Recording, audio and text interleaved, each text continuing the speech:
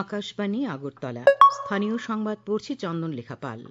এখনকার বিশেষ বিশেষ খবর হলো, মুখ্যমন্ত্রী অধ্যাপক ডক্টর মানিক সাহা বলেছেন, নেশামুক্ত রাজ্য গঠনে রাজ্য সরকার জিরো টলারেন্স নীতি নিয়ে কাজ করছে। কেন্দ্রীয় অসামরিক বিমান চলাচল রাষ্ট্রমন্ত্রী মুরলীধর মহল বলেছেন, প্রধানমন্ত্রী নরেন্দ্র মোদীর দিশায় সারা দেশের সঙ্গে গোটা উত্তর পূর্বাঞ্চলের দ্রুত বিকাশ হচ্ছে। ত্রিপুরা মধ্যশিক্ষা পর্ষদ পরিচালিত এবছরের উচ্চ মাধ্যমিক পরীক্ষা আজ শুরু হয়েছে। আগামীকাল শুরু হচ্ছে মাধ্যমিক পরীক্ষা।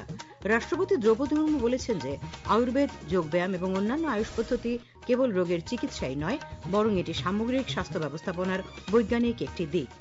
এবারে সংবাদ বিস্তারিত। মুখ্যমন্ত্রী অধ্যাপক ডক্টর মানিক সাহা বলেছেন, নেশামুক্ত রাজ্য গঠনে রাজ্য সরকার জিরো টলারেন্স নীতি নিয়ে কাজ করছে। আজ অরুন্ধতী নগরস্থিত মনোরঞ্জন দেববর্মা স্মৃতি পুলিশ স্টেডিয়ামে পুলিশ সপ্তাহ প্যারেড 2026 অনুষ্ঠানে তিনি কথা বলেন। মুখ্যমন্ত্রী বলেন, রাজ্যে এনডিপিএস মামলায় নথিভুক্ত করার হার 11.06% বৃদ্ধি পেয়েছে। গত কয়েক বছরে প্রায় 1641 কোটি 89 লক্ষ টাকার নেশাদ্রব্য বাজেয়াপ্ত এবং ধ্বংস করা হয়েছে। তিনি বলেন, রাজ্যে আইন শৃঙ্খলা নিয়ন্ত্রণ এবং অপরাধ প্রবণতা কমাতে পুলিশকে অত্যাধুনিক প্রযুক্তি ব্যবহারে আরও দক্ষ হয়ে উঠতে হবে। রাজ্যে বর্তমানে শান্তির পরিবেশ প্রতিষ্ঠিত হয়েছে।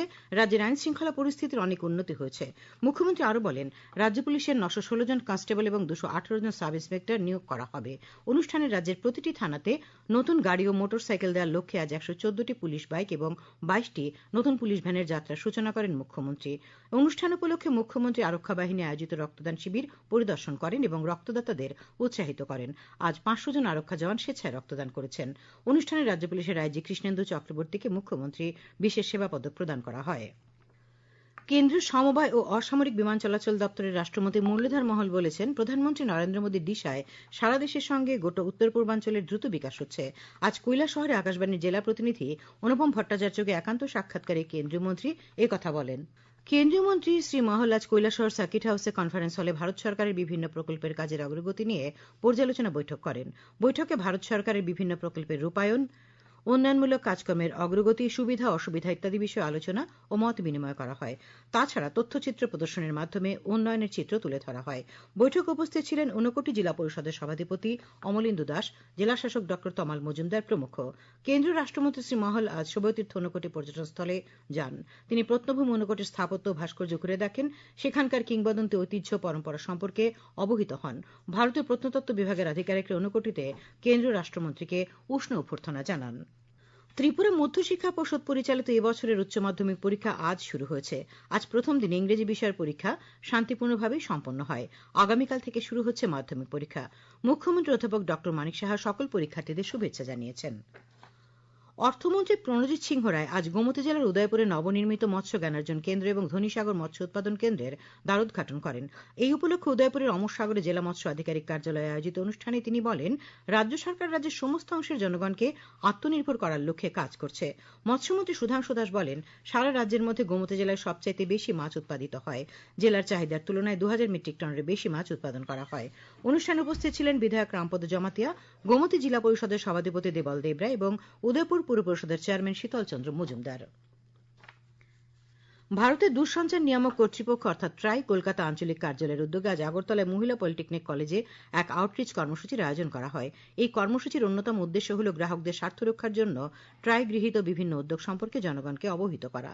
খাদ্য দপ্তরের বিশেষ সচিব দেবপ্রিয় বর্ধন বলেন, এই ধরনের সচেতনতামূলক কর্মসূচি বর্তমান সময়ে প্রাসঙ্গিক। মহিলা পলিটেকনিকের অধ্যক্ষ ডক্টর তীর্থরাজ সেন টেলিকম ক্ষেত্রের নিয়ন্ত্রক হিসাবে ট্রাইয়ের ভূমিকার বিস্তারিত উল্লেখ করেন। ট্রাইয়ের senior research officer Shri Niloy Dutta ভোক্তা স্বার্থ সুরক্ষার ট্রাইয়ের বিস্তারিত কর্মকাণ্ড উপস্থাপনার মাধ্যমে অংশগ্রহণকারীদের বিভিন্ন বিষয়ে অবহিত করেন।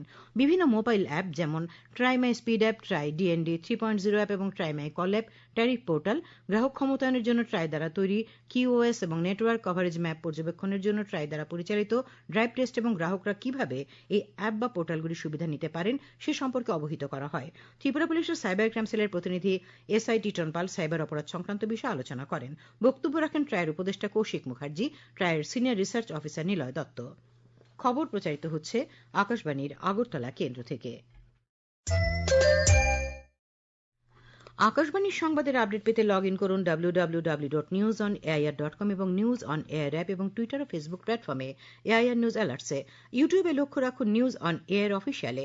এছাড়াও আকাশবাণী আগরতলার সংবাদের আপডেট পেতে দেখুন টুইটার বা এক্স হ্যান্ডেলে আকাশবাণী নিউজ আগরতলা, ফেসবুকে এআইআর নিউজ আগরতলা এবং ইউটিউবে আকাশবাণী নিউজ আগরতলা। রাষ্ট্রপতি দ্রৌপদী মুর্মু আজ বলেছেন যে আয়ুর্বেদ, যোগব্যায়াম এবং অন্যান্য আয়ুষ পদ্ধতি কেবল রোগের চিকিৎসাই নয়, বরং এটি সামগ্রিক স্বাস্থ্য ব্যবস্থাপনার বৈজ্ঞানিক একটি দিক।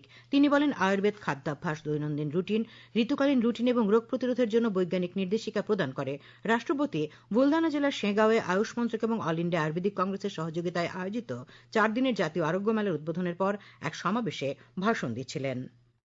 आयुर्वेद, योग और अन्य आयुष पद्धतियां हमें स्वस्थ और संतुलित जीवन जीने का मार्ग दिखाती है। आयुर्वेद में आहार, दिनचर्या, ऋतुचर्या और बीमारियों की रोकथाम के वैज्ञानिक नियम दिए गए हैं।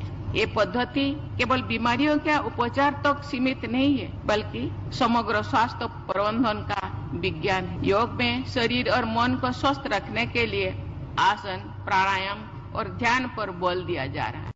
সুস্থতার গুরুত্বের উপর জোর দিয়ে রাষ্ট্রপতি বলেন, এটি সর্বজন স্বীকৃত সত্য যে প্রতিকারের চেয়ে প্রতিরোধই উত্তম।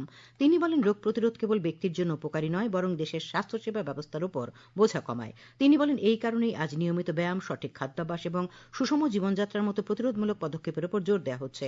তিনি বলেন, বিশ্বব্যাপী মানুষ চাপমুক্ত এবং সুস্থ জীবনযাপনের জন্য যোগব্যায়ামকে গ্রহণ করছে এবং আয়ুর্বেদিক চিকিৎসা ও ওষুধ বিশ্বব্যাপী মানুষকে উপকৃত করছে। তিনি আয়ুষ চিকিৎসা পদ্ধতি জ্ঞানের উত্তরাধিকারের ভিত্তিতে বিশ্বকে একটি সুস্থ ভবিষ্যৎ প্রদানের জন্য গত দশকে সরকার কর্তৃক গৃহীত প্রচেষ্টার কথা তুলে ধরেন। রাষ্ট্রপতি বলেন যে সমস্ত নতুন এইমসে আয়ুষ বিভাগ স্থাপন করা হয়েছে। আয়ুষ ক্ষেত্রে ব্যবসা সহজ করার জন্য বেশ কয়েকটি পদক্ষেপ নেওয়া হয়েছে, যার ফলে ওষুধ উৎপাদন এবং রপ্তানিতে অতি ক্ষুদ্র, ক্ষুদ্র এবং মাঝারি শিল্প ও স্টার্টআপগুলিকে উৎসাহিত করা হয়েছে। আয়ুষমন্ত্রী প্রতাপরাও যাদব এই বছরের কেন্দ্রীয় বাজেটে আয়ুষ ক্ষেত্রে বরাদ্দের জন্য প্রধানমন্ত্রী নরেন্দ্র মোদী এবং অর্থমন্ত্রী নির্মলা সীতারমণকে ধন্যবাদ জানান।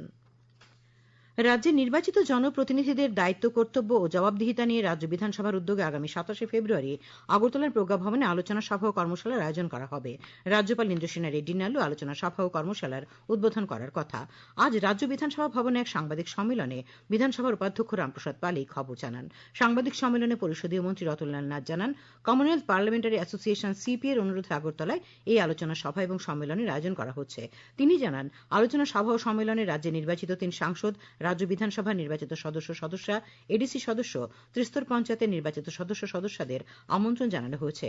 আলোচনা সভা সম্মেলনে উপস্থিত থাকবেন মুখ্যমন্ত্রী অধ্যাপক ডক্টর মানিক সাহা, রাজ্যসভার ডেপুটি চেয়ারম্যান হরিবংশ নারায়ণ সিং, কেন্দ্রীয় আইন ও সংসদীয় বিষয়ক মন্ত্রী কিরেন রিজিজুও।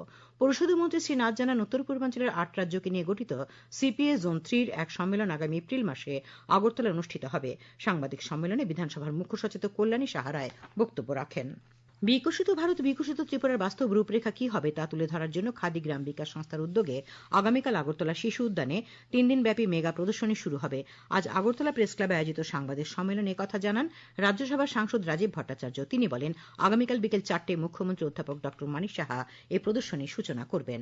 বাল্যবিবাহ নয়, শিক্ষাই হোক ভবিষ্যতে স্লোগানকে সামনে রেখে জেলা সমাজ শিক্ষা পরিদর্শকের ব্যবস্থাপনায় রাজ্য শিশু অধিকার সুরক্ষা কমিশনের প্রচার গাড়ি আজ সিপাহীজলা জেলায় যাত্রা শুরু করেছে। জেলা শাসক কার্যালয় প্রাঙ্গণে সবুজ পতাকা নেড়ে প্রচার গাড়ির যাত্রা শুরু করান কমিশনের চেয়ারপারসন জয়ন্তী দেববর্মা, জেলা শাসক সিদ্ধার্থ শিব জয়সওয়াল, সিপাহীজলা জেলা পরিষদের সভাধিনেত্রী সুপ্রিয়া দাস দত্ত।